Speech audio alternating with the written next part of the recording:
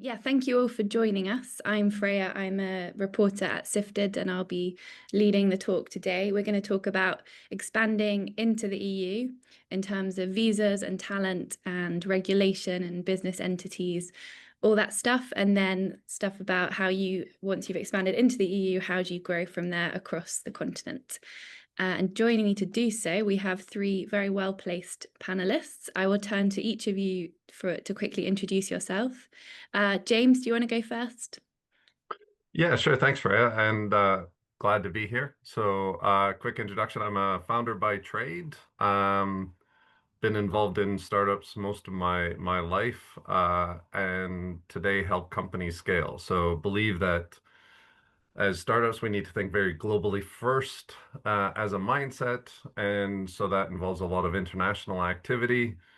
Now more than ever, especially with things like Gen AI, revenue is king. So we help companies scale revenue or scale through revenue. Great. Ülane? Hi, so my name is Ülane, and I work for the Estonian government's e-Residency program, which is essentially a digital identity program for non-residents of the country, giving them access to all of the digital services that our government provides, as well as private companies.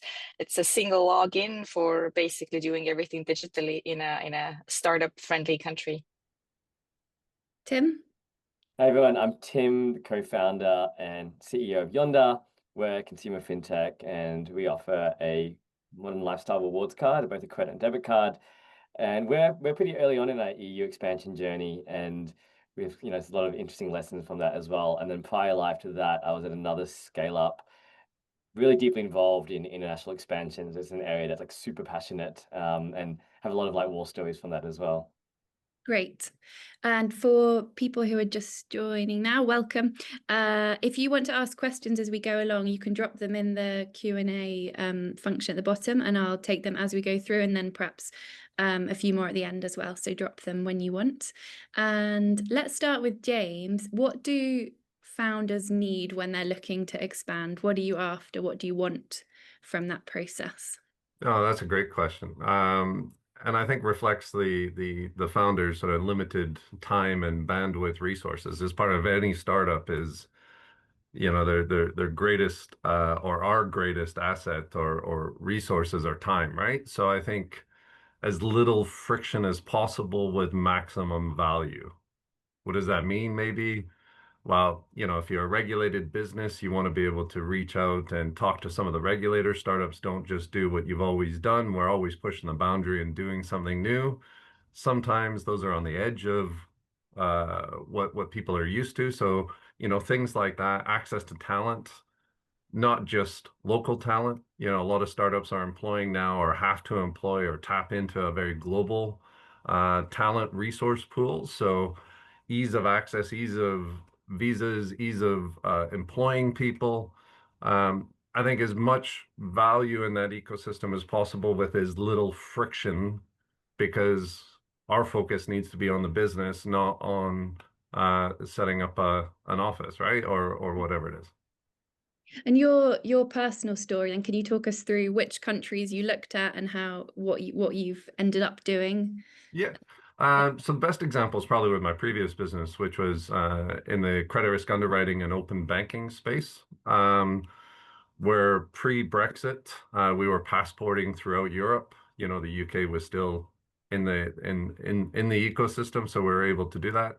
Post-Brexit, we had to look for a channel, I guess, to tap into the EU market.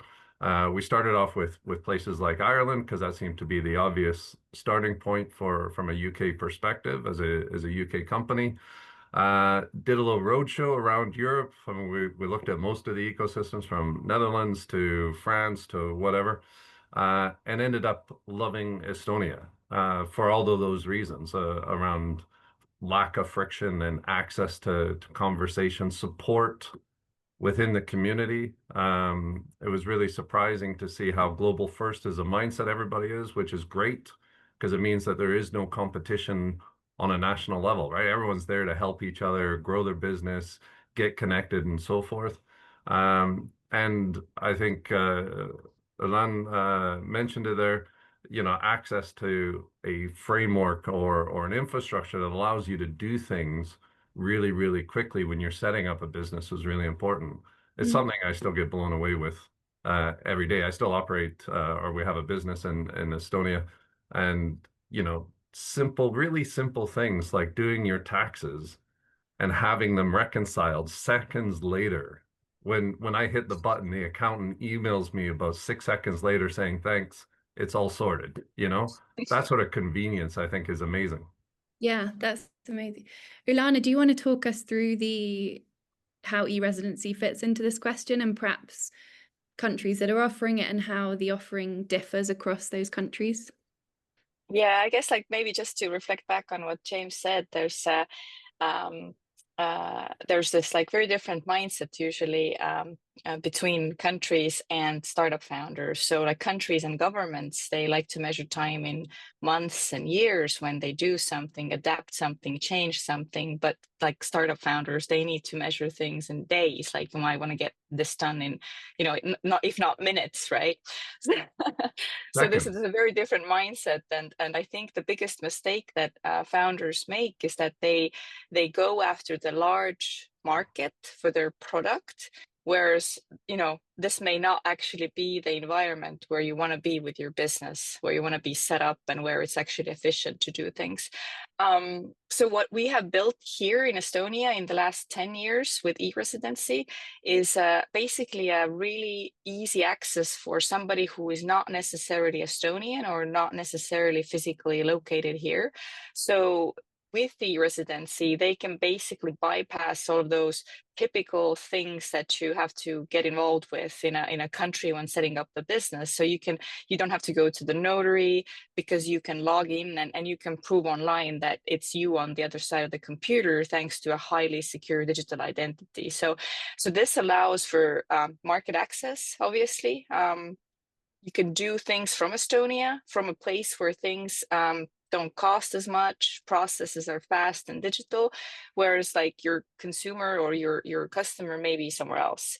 Obviously, we're the first to coin the term e-residency, but other countries have started to adopt similar concepts, but for all of them, the motivation is a little different. So, for example, Portugal is heavily focused on trying to get people physically there. That's the thing they're after. They want to bring people in. Then Lithuania offers e-residency by today as well. But it's the ecosystem and the infrastructure of the government services is not as streamlined.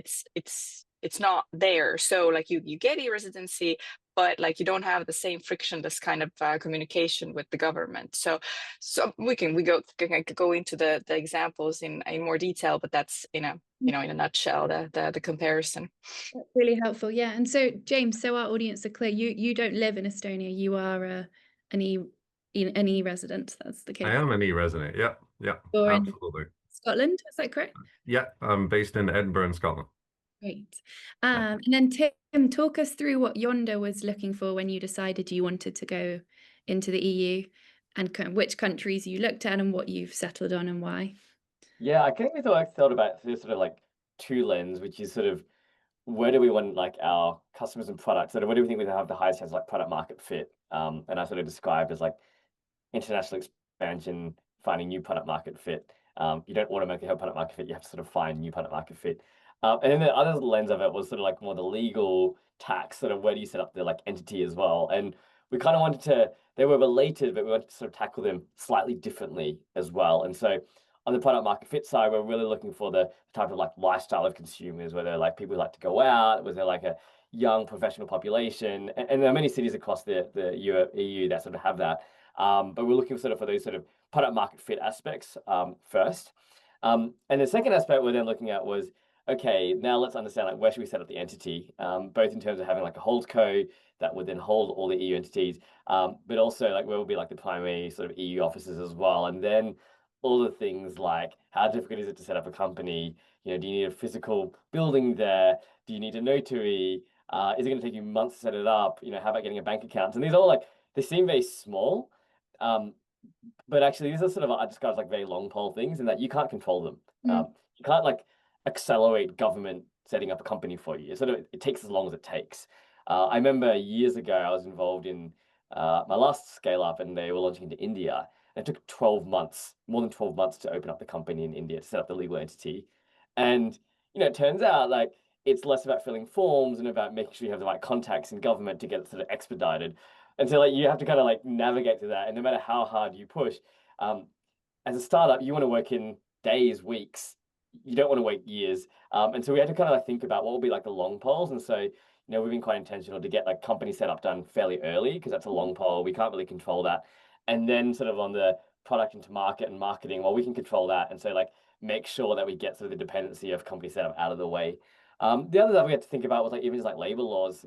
For me as a founder, the key thing I think about international expansion is one, is the market attractive, but two, is it like reversible?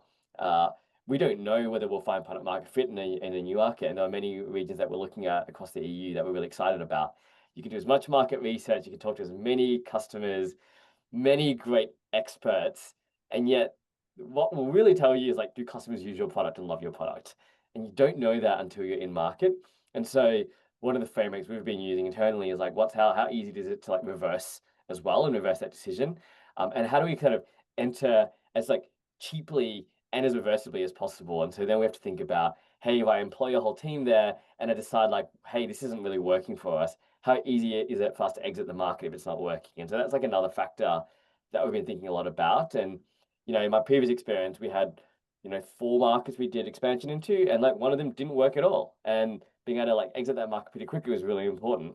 And so the other ones were like very positive. Some of the other ones were like took a bit longer to really take off. And so I guess like we kind of hold this idea that if every new market for us is almost like a mini startup in itself. And so we'll seed them, we will like put a small amount of capital, see whether we get signals of product market fit. And if we do, then we'll continue to double down our investment. But therefore making sure that like our capital exposure to each market is like fairly modest, and quite frankly, also administrative burden as well. Like we don't have a huge finance team. I don't want them spending all their time thinking about transfer pricing and tax and getting the monies in there. I want them to like really focus on helping our business grow. And can you explain what you settled on, therefore, given those? We started with Netherlands as our first base, and that's sort of our holdco will be. And then we're looking very quickly across from there, looking at Spain, Germany, Italy from there as well. But we sort of started that as like our base. And actually, it was a relatively easy sort of company setup and things like that. And obviously, like great sort of system, like great processes and things like that, which again make things a lot easier. And plus, quite frankly, just commuting there is a lot easier for the team when they need to. Great. Ülane, you put your hand up. Yeah, I wanted to just comment and reflect on some of the things that Tim just said. Like, I had an interesting conversation with one of the founders who had set up this quite well known, I'm not going to mention the brand, but a quite well known EOR services startup, right? And because of what they do, they need an entity in every single country where anybody would want to hire talent from, right? So they literally knew what it was like to set up a business in each of the countries, and how long it took, and the headache it would go through, and it was just such an anecdotal conversation of the worst examples, and where like somewhere they waited for 9 months and the company wasn't still live in the registry, or things like that. So it is a super big friction for startups to actually move quickly, because you just wait and you wait and you wait, right? And when hiring in different countries, you also have to go through like all of the local legislation of each country, and countries are so different in things like probation periods. Like how long can you actually test out somebody who you bring on to probably a very early stage company, which means that processes are not in place. Like you have to be a very adaptable person, and very often it doesn't work out between you and the startup team too. So probation periods, like how long of a notice you have to give, after with what period becomes impossible essentially to even terminate the contract. Like those things are super hard, and to really do that in each country, you need a lawyer basically everywhere, which makes it super expensive. Yeah. To zoom in on the talent question, because we talked about reversibility of hiring and those sorts of questions. What about bringing people in? What were you, Tim and James, when you're looking at which countries are going to allow you to bring in the talent you want? What do you need to check, and what does that look like? Tim, Okay, yeah, I think a couple of things that we think about is one, where is there like an existing good tech talent pool? It always helps if there's like sort of some successful breakout companies there. A lot of them are sort of at a stage where, I don't know, let's take Netherlands, you've got Miro, you've got Booking.com, you've got some Uber's EU headquarters there as well. And so it is just, there is like an element of just an ecosystem of talent, which does make a really big difference.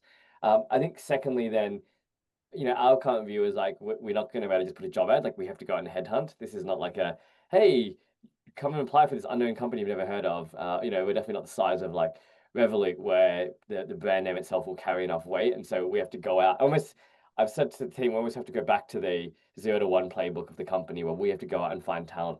We have to find the best people on the ground. And there are going to be a subset of people that really want the adventure of setting something up new. And I still remember years ago, I used to live in Kenya, and for some reason I was at this bar and bumped into some people who had moved there, and they were from the Uber launch team, and they were like 20-something-year-olds who were basically part of this launch team, where essentially Uber would have 3 people that have a GM, a community manager, which is sort of customer acquisition, and an operations manager, which is like driver acquisition. And they would just like deploy them into a country, and they had heaps of energy. They had the passion to go and like build from scratch, and their job was like to hustle a market. And so we kind of think about this approach where we need like 2 to 3 people who will go into a market, and like really like hustle, whether it's for us getting customers, getting some of our award partners on the platform, and just love the excitement of building from scratch. And I think there's like a subset of people in the universe that look at that problem and say, I love that. And the others, most majority of people are like, that sounds horrible. Like, that's a lot of stress, there's a lot of ambiguity. But there is a small subset that are like, that is exactly what I want to do, and that sounds super fun.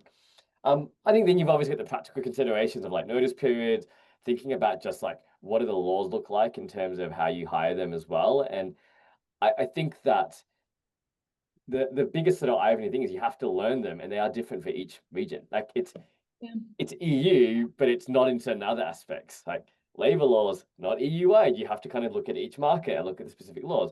There's also cultural things as well, or what sort of, even what's legal versus also what's sort of expected in the market as well as another factor. And so a lot of what we're doing is just sort of saying, there's a lot of unknowns. And so how do we kind of go eyes open to really understand what are those unknowns as we look to find talent in these markets as well? Like, do people like working the type of hours we want? And how do we maintain that culture of like the intensity we have in our London office in a region where maybe the culture is a little bit less intense? And so how do we get that balance right is something that we're sort of thinking a lot about. Yeah, that's a really interesting question. James, are you across Europe, do you think, as Tim's just said, founders looking for a place where there's a deep pool of talent? Do you think there are hubs emerge? Which hubs are kind of on the up in that aspect, and you see founders going towards because of that? Yeah, I think there's 2 things there. There's one, the talent pool, absolutely.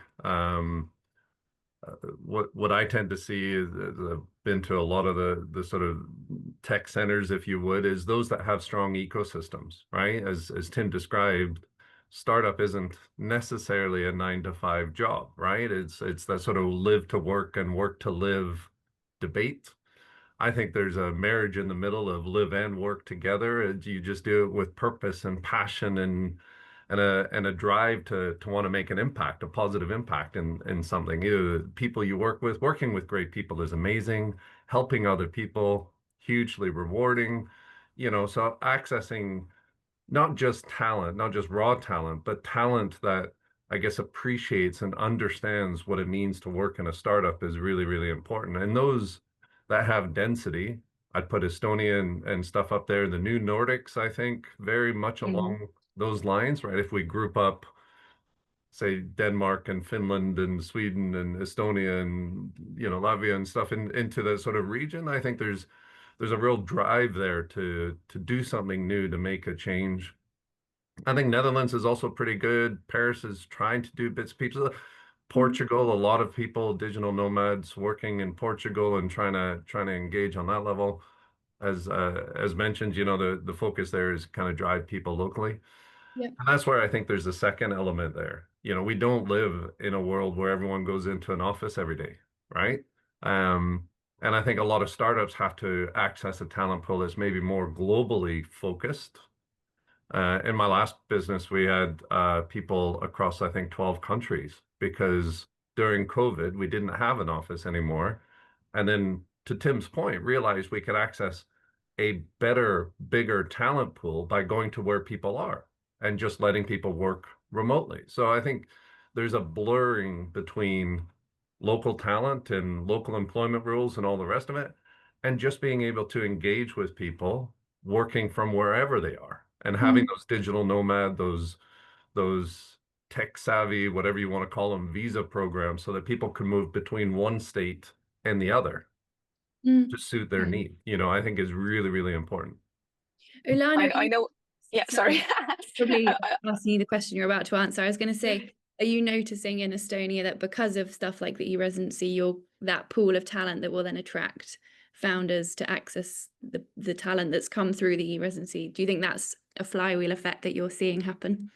Yeah, definitely. I know what a big fan of home office James is, but I almost, as a former, entrepreneur myself who's built teams, I almost feel that there needs to be like a bit of consolidation there. Like you can't have everybody distributed across the globe, because then all of those differences, like they really like come into play. But if you can build like a team that's got passion in one place, maybe another function in another country, then that's only two countries where you have to figure this all out. So like you can build a better culture when you have more people together too, right? So, and I definitely, it's correct that if you have success stories and you have exits and you have an ecosystem where the exited founders, they actually turn their face towards the community, then they're going to start investing. They're going to start advising and supporting new founders to actually go and make it in the world as well. So we see here in Estonia, I mean, like obviously Skype's dead now, and it's like our first success story from way back. But out of those early employees of Skype came like a whole new wave of founders, Pipedrive, Bolt, like, everybody there is like, some kind of Skype background. And now out of this Pipedrive exit, there's already like a new wave of founders from that exit, so one of the companies was just sold to a huge corporation, Zendesk. So there's like another wave of these people, and there's so much of this knowledge here, bringing people to work here is inspiring to a lot of people around the world where this ecosystem is maybe not so developed. And we have something which goes very well alongside with e-Residency and starting a company digitally, and by not being here, but to actually bring talent here from all across the globe, which is called Startup Visa.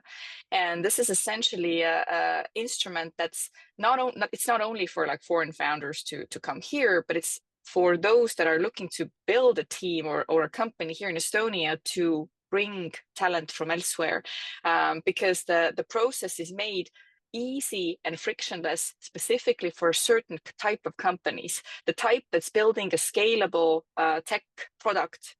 So like it's not given to somebody who is building like, just I don't know, like a consulting company or something similar. So it's very specifically to actually help those quickly growing companies to bring people very easily from elsewhere. And oddly enough, we have a Brazilian community in Estonia, because Wise has a big office here, and they at some point they discovered that Brazilians love to relocate to Estonia, where it's super safe to raise their kids, and there's heaps of them moving here with the Startup Visa. So it's pretty cool. That's really interesting. I had no idea. Sorry, just quickly, I am a fan of working at home, but equally, just because I don't want it to be missed, also realize the importance of culture and communication and building that core. I think there can be options depending on your business between the two, though.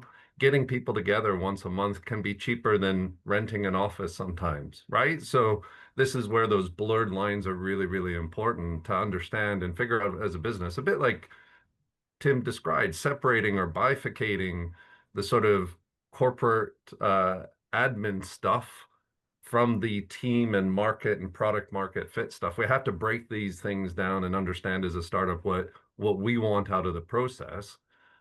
Culture is really important, but you can bring people together. We used to do that every quarter. We had a full company all hands meeting, and we brought people in, and it was great because it did build that culture and allowed people to then go and get on with things Mm. in the in-between weeks, you know, so you can do both, I think. Mm. That But leads that on well. requires Sorry, I was just going to say we're getting questions from the audience, which is great. Please keep dropping them in. We have one that's just on kind of what James was talking about. So somebody's employing their first overseas employee from Turkey. They'll eventually come to the UK, but there'll be a period where they're in Turkey. How do you make that employee feel connected to the rest of the team? James, some of that you've just spoken to, but Tim, perhaps do you have thoughts on how you best manage that? Yeah, we were quite it's quite funny because early when we started the company, we said we actually don't want any remote at all. We were like, we want, at least for the first 2, 3 years, we want everyone together, we want everyone in the office. And that was just a choice we made, whether people agree or not, it was just what we wanted to do as founders. And then, 6, 7 months in, we had this really brilliant engineer who lived in Lithuania, and we're like, oh, and he started contracting with us initially just to help us out, and we're like, we want to keep him. But this kind of breaks like the first rule we had when we started the company, which is we want everyone together in the same office. And so we hired him through an EOI. He's still with us, actually. He's been with us for the last almost 4 years now. And I think there are a couple of things that we, I guess, firstly sort of acknowledged that we didn't want to have too much of this, and so we sort of set some boundaries on when we would hire people sort of remotely through an EOR. When you have two through that kind of structure at the moment, majority of engineering team is still in London. But we were sort of quite intentional on the culture aspects. I think two things I think we did a pretty good job of. One, we like we have offsite actually once every 6 months, and so we make sure that they all come together. We actually had one of the offsites in Lithuania where he lived, so he got to kind of host the whole team in his country and show us around as well. And that's our plan to do that as well for future offices. We're looking at opening office in Wales, in Netherlands, and our plan is now to do our offsites in the country where we're setting up the office, so like the local team feel like it's like they get to host the rest of the company there. And it is quite exciting showing everyone your region, your country, your area. And so we kind of want to like celebrate the each office. And we did the sort of offsite was almost a way to like, hey, show off your country to us. We were like, can you host us here? I think the other things we had like pretty strict like ground rules on like, hey, if you're remote, it doesn't mean you just like AWOL. Like you need to be available. Here's the hours that the rest of the team work. We had to even agree on which public holidays do you take? Do you take your home country one, or do you take the head office public holidays? That's really an interesting factor because we've got to balance when people are available. So a lot of like very small micro decisions we had to be quite intentional about making up front. And I think that like look, so far it's been really successful. But we had to be really, really, really intentional on how we manage, even communication styles culturally. How do you manage like availability, responsiveness? How do you manage like, one of our engineers just had a newborn. I want you to come to offsite, but it's quite difficult if you just had a newborn. So how do we manage that? So it's like a bunch of like new challenges to think about that we're still sort of figuring out. But I would say that I guess the key lesson for us is you have to be really thoughtful though. Like you have to sort of acknowledge you can't just do the same thing that you did before. If you have someone in a new country, you have to like work really, really hard to make them feel included. You have to work really, really hard, to make sure that you have clear guidelines on, hey, if you're remote, that means you need to be available at this time when the rest of the team is online and things like that. And so I think it kind of helps sort of minimize the ambiguity. I think where like we've seen it not work so well is it's sort of like they've kind of either felt like I'm almost like a contractor. I'm working on it, but I'm basically a contractor. I mean, I just do my work and then I like clock off basically. That's not who we want in this company. Like we want people to like really be super passionate and really be true owners. And I would say our two remote engineers, they feel just as much owners as anyone else in the business. They'll be the ones pushing really hard. They'll be the ones staying up really late at night and saying, hey, we need to get this out. And so that was like, I guess for us, that's more of a value side. But I think we were very adamant we don't want people in remote to be contractors. Otherwise, they just shouldn't be at this company. Yeah, that's the offsite idea is a really great one. Moving it around, that's really cool. James, do you want to chip in on this point? Yeah, I think there's two things. Tim's description is brilliant. I think you have to be proactive with it, right? You can't just assume these things because it is a different way of working when you're in a hybrid environment, right? One of the areas I think that people sometimes forget about or don't take advantage of really is the induction period, right? So if you are hiring somebody, bring them over into your office, make them part of the team, have a get together. Instead of starting a job where you're all excited, takes you a couple of weeks to get some email accounts, get to know people, go through that process. Maybe a month later, you feel like you're maybe kind of getting on top of it. We used to blast it. So in the first week, every new start had a chat with every lead in the business. They got a chance to meet. We did intros on the Friday. You know, like you just have to really, really go out of your effort to make them part of the team to overcome some of those challenges. And then with frameworks, one of the other things we did was we built, and this is a sort of post-Brexit hybrid, how do we learn to deal with this, right? We built a whole guidance system called the 7 Laws of Flexibility, is what we called it, right? But a whole framework that set that expectation with everybody on both sides of the coin so that people knew how to react and what was suitable if you were being a digital nomad for a while, what wasn't. You know, do you have cameras on your meetings, or do you hide away and just turn them off? You know, it's sometimes those little things have the biggest impact because it creates doubt or frustration or friction with everybody else. So lean into it, be proactive and intentful with it, and be first principles. Figure out what you want as a business. Don't just react to what everyone else is doing. 1 month we're all going back to the office. The next month we've got another COVID outbreak, so we're not going in the office. I think every startup should figure out what works for them and their culture first and foremost. Yeah, thank you. That's really good tips. We have one more question on talent just to round off this part of the discussion. This is from the employee perspective rather than the company, someone wanting to move into Europe from Dubai and finding that employers seem to prefer local candidates. Does anyone have advice on, I guess, countries that make it easier for businesses to not prioritize candidates from everywhere, or if there's any kind of programs that help employee side of this? Ülane, I don't know if you can talk to that point.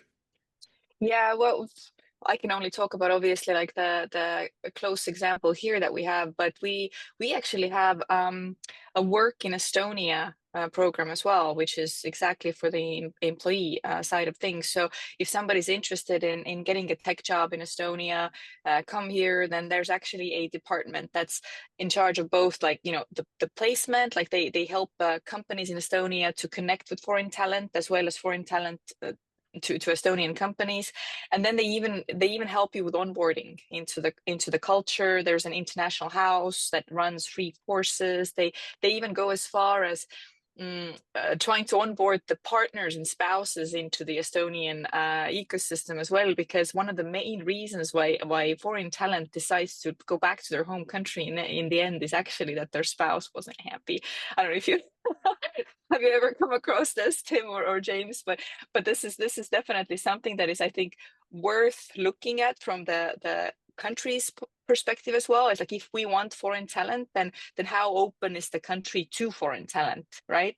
Because not all countries are open to foreign talent. Things are always done in their home languages. So like you when you move, you actually are going to have to, you know, learn the whole language and be really able to function in that society, whereas smaller and more agile countries may actually accept you as a foreigner, do everything in English. I'm sure Netherlands is like that too. With a small country, in Finland everybody speaks English. You know, it's easy to run workplaces where a foreigner is actually welcome. But to echo what James was saying, that, you know, it's all about flexibility, isn't it? So like, to run a team that's dispersed, like in many different countries, we use all the digital tools for that, right? Like, because we want to make sure that the communication that would be there, if you have a coffee machine where everybody gathers and has these conversations and builds relationships, we want to make sure that these relationships are actually also built in the digital world. So we have all kinds of things, you know, to be able to communicate and, you know, set goals and watch their fulfillment and all these things. But then it's crazy how we don't demand that from our government to be as digital and as accessible, like 24/7, so that us as founders, you know, can still finish something after the kids are in bed, or, you know, like, we should, like, I think founders should actually be more demanding across Europe to actually get the digital tools also from the government side. Yeah, that's a really good point. I want to talk about, so we talked a lot about talent and bringing talent in. What about setting up the entity itself? Tim, I know when we spoke previously, you talked about some lessons you'd learned on this around where directors need to be and that sort of thing. Can you share some practical guidance on things you've learned from that? Yeah, I think they seem all very slightly boring. So if you're not interested in corporate law structuring, you can switch off now. But one of the things we had to think about was setting up like an EU top co to actually make it easier to sort of look after all the EU entities, and then we have a specific subsidiary for each area as well. Just thinking about stuff like, hey, if you want to do a Delaware flip in the future, how does that fit together? And so we're doing a lot more thinking around, hey, we want to be a global business. How do we make sure we set up our business in a way to allow that in the future? We're slightly more fortunate in that our head of legal actually used to work in Klarna and did a lot of that sort of structuring for their international offices. And my wife is a corporate tax lawyer, so it also makes life a little bit easier.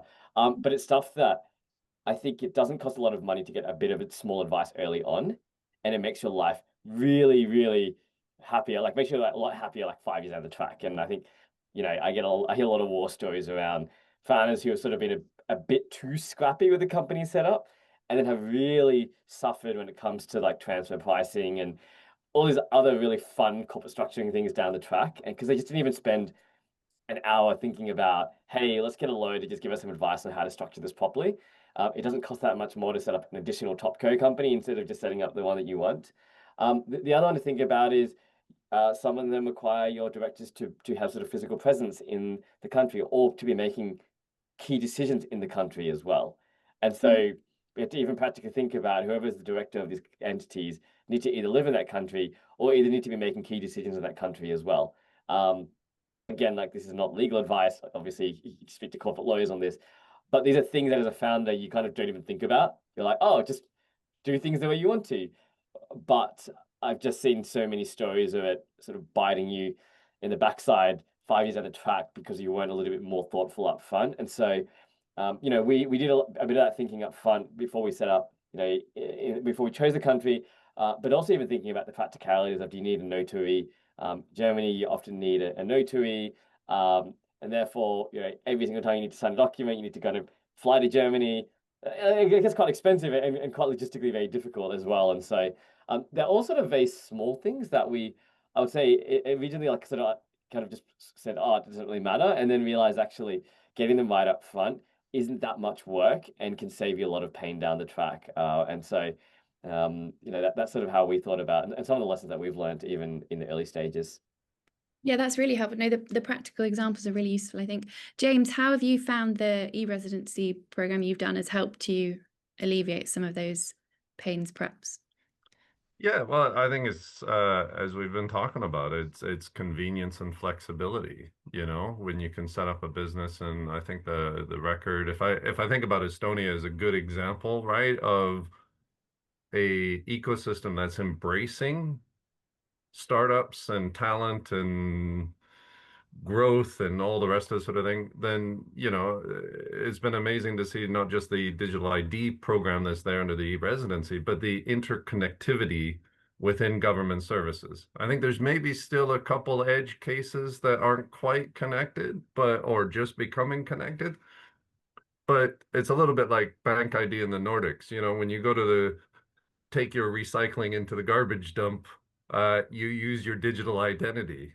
In the UK, we have this aversion to identity because we think we're going to be tracked and whatever, but it can be an enabler. In Estonia, everything from your taxes to your visas to your accountant signing things to submitting annual accounts to whatever, it's all online, which is so important when time is precious as a founder, right? You're doing these things at 11 o'clock at night, or 12 o'clock accounts is normally I tend to leave that to the end of the day. So I'm always 12 o'clock, 1 o'clock in the morning, still working through things. But yeah, that convenience is really, really important. And places like Estonia that appreciate that, and how you can attract startups by embracing it has been refreshing. It's one of the big reasons why I'm a fan of it. Ülane, go ahead. Your hand's up. Yeah, and I think we really see this like in practical terms as well, that the founders who are from countries where they actually have a lot of issues, with doing anything that they want to do. One of my favorite examples is, raising a Series A round of investment, for example, in Germany, means 800 printed pages per participant, per investor, printed out literally and read for 12 hours in the notary, and so And signed each page. yes, it's pretty crazy, and this is one of my favorite examples that I always like to use, and we see this result in thousands of e-residents from Germany coming and setting up their companies in Estonia, actually, for countries where there's high corruption, or where IP is not protected.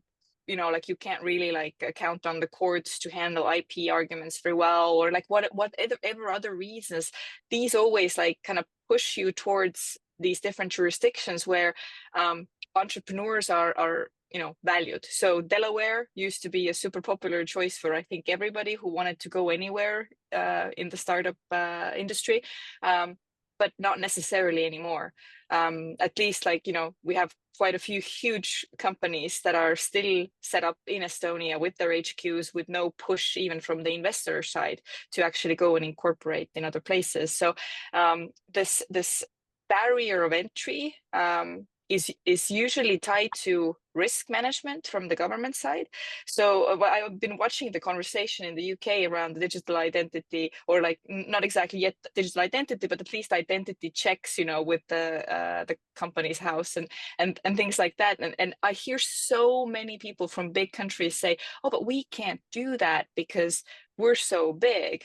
But everybody can just pass a law and say that, now you don't have to go and show your physical ID somewhere to do something, but you can have a secure way of logging in. And we do that for our banks, and we do that for everything. And so you can just one day decide that this needs to be there. And because we decided, obviously, 30 years ago that this needs to be there, then we're kind of ahead.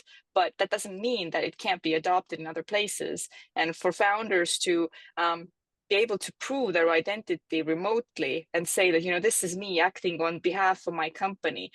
Going to the notary online, for example, is possible in Estonia. Getting married is possible technically online. It means a notary meeting and your digital ID and two-time contact first, 30 days warning that you want to get married, and then the actual getting married part.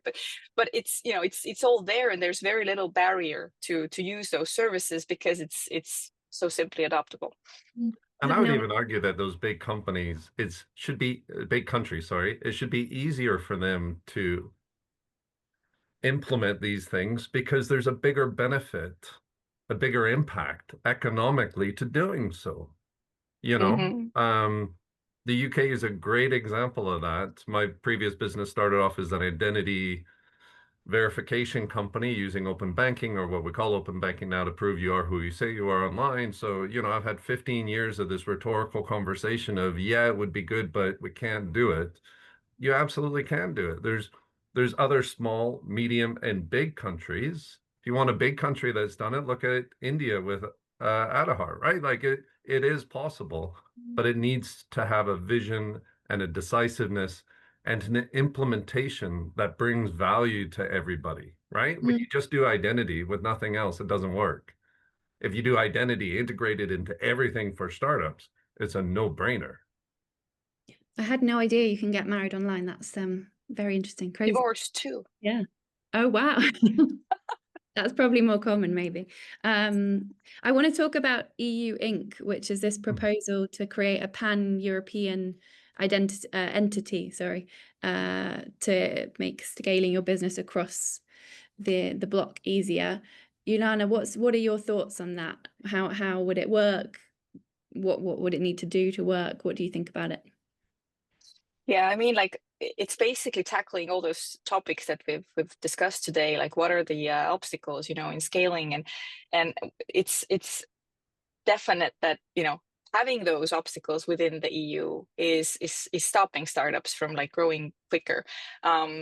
one of the first things that is in there is a fully online business registry that is accessible with a qualified electronic signature, which is something that, you know, I feel that, hey, guys, we have it. Do you want to just take what we have? Do you want to just maybe like white label what we have here to get going fast? And there's a lot of things that they're looking to, you know, unify, like how you can give stock options to your early team, and you know, to basically simplify paying taxes in different places. Like there's this like OSS for VAT across Europe, so like you could actually, you know, in an easier way, you know, pay taxes to several countries if your operations are in several countries, and those things, like they would make growing a business so much easier.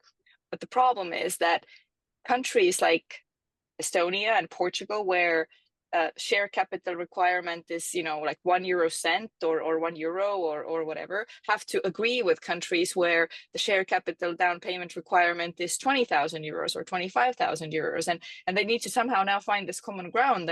And you know, like I'm really hoping that it's going to be closer to the first model, you know, that it's actually really quick and easy to start and do things and do it online, whereas, you know, letting everybody have a say on this is probably going to bring about some watered down version of this.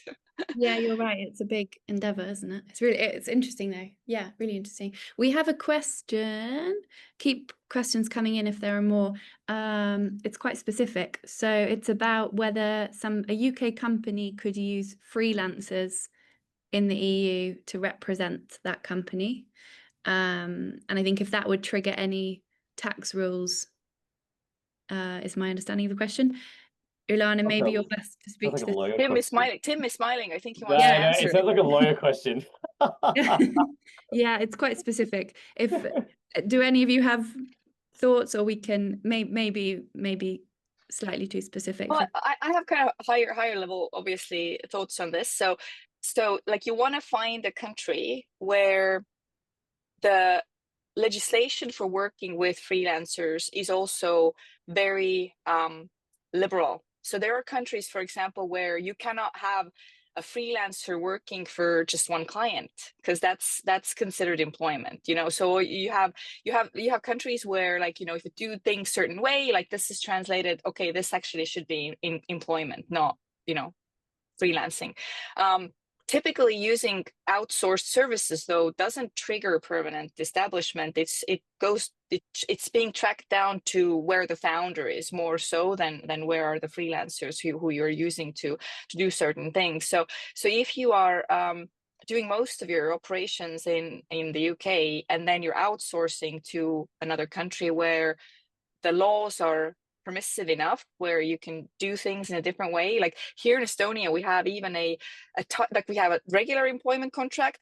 Then we have like another type of contract for which the person doesn't have to have a company or doesn't have to be registered as a freelancer or a sole proprietor.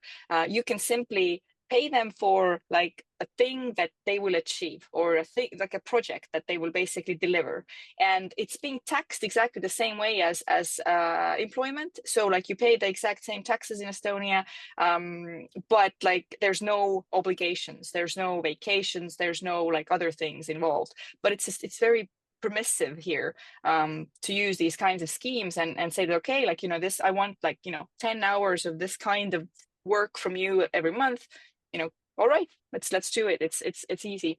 Thank you. That's a really useful answer.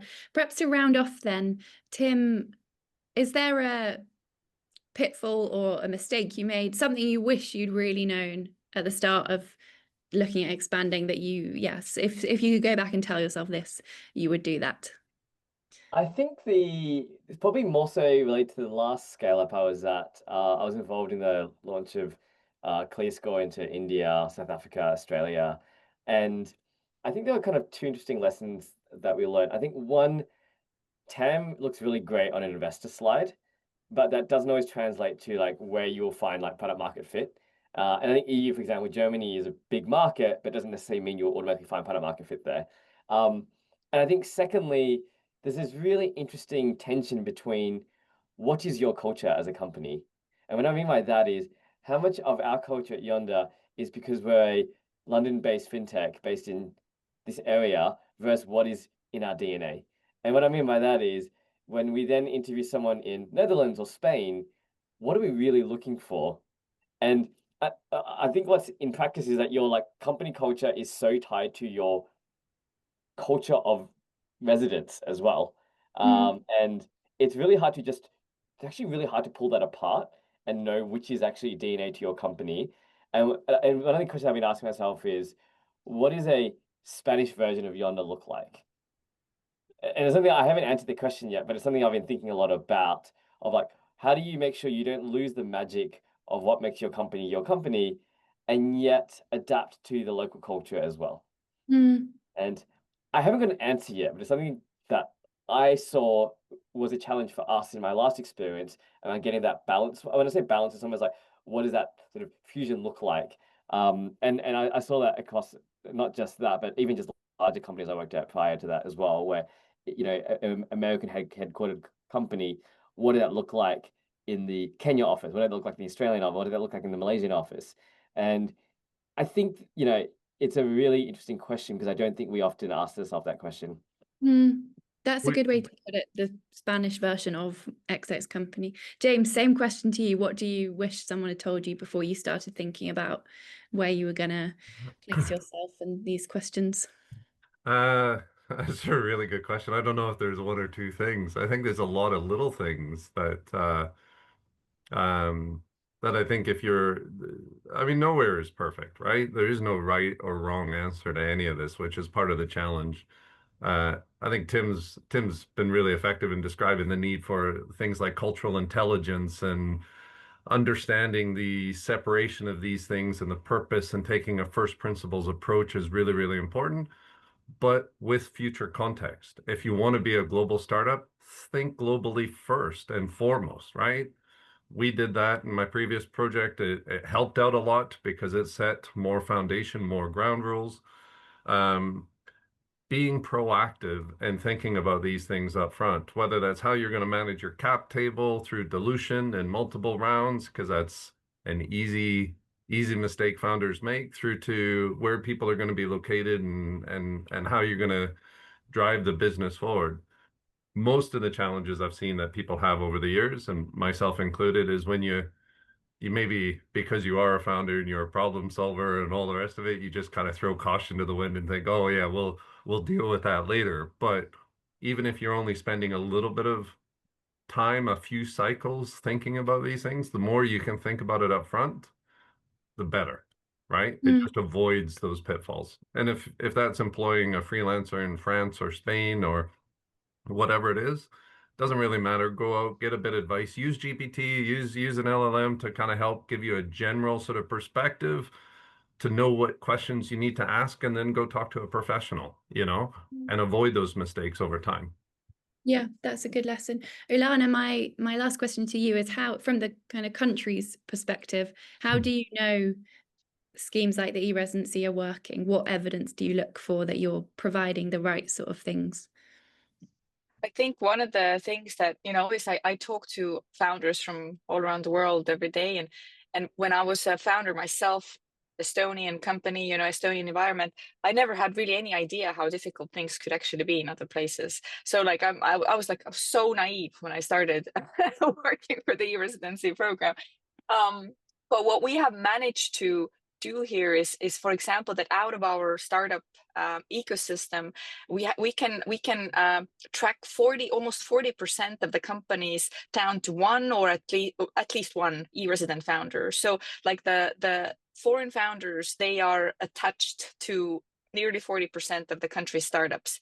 The boards that you put out at Sifted, where you list all the fastest growing companies, this the last one I was looking at, there was out of 100 companies in Central and Eastern Europe and the DACH region, I counted 10 or 11 Estonian companies. If you put that in proportion with our population, our population is 1.5 million people, less than that even. So this is something that's definitely given away, that, you know, we have something here that is bringing foreigners here, that's bringing foreign talent here. We don't have the weather that Portugal has. So, and for some reason, still people are coming here and they are moving here to work in those very inspiring companies. We have 10 unicorns, 10 companies worth over $1 billion. And one of them now is founded by e-residents too. So even in that top of the top, we've got examples of founders coming from other end of the world into Estonia and setting up their engineering team here first, and then maybe from here expanding to other places. It doesn't Great, have the thank you. weather, but that's good and bad these days with some of the Global temperatures we've warming. seen across Europe recently, right? So, you know, as a Canadian, having seasons is the best weather in the world, right? A good winter and a good autumn. But one of the things I get surprised about in Estonia, just to add on to those notes, was the sheer number of e-residents that are out there. You know, it's a massive community now of, I don't know, last number I 125,000 people. 125,000 e-residents, which compared to the population is almost 10% of Estonia. It would make it into a city. It would be the second biggest city. Wow. We're the second biggest city in Estonia is the e-residencies. That's what we're going to start talking about. An e-resident unicorn is cool as well. I didn't know that. Thank you. We'll leave it there because we'll finish at the hour. I noticed a few people popped questions in at the last minute, which we won't have time to look at today, but perhaps I'm sure, Ülane, there are resources people can look to for more specific questions. I'm sure that's I think for Lisa, I would recommend to check out the EOR, different EOR services, because if you have people who are in other places, then they can really help you solve some of those issues, I think. Cool, thank you. That's helpful. Great. Yeah, thank you guys. That was really, really interesting. And yeah, I think we've covered a good mix of kind of cultural questions and slightly more regulatory, legal type questions. So yeah, really interesting. And thank you all for joining us.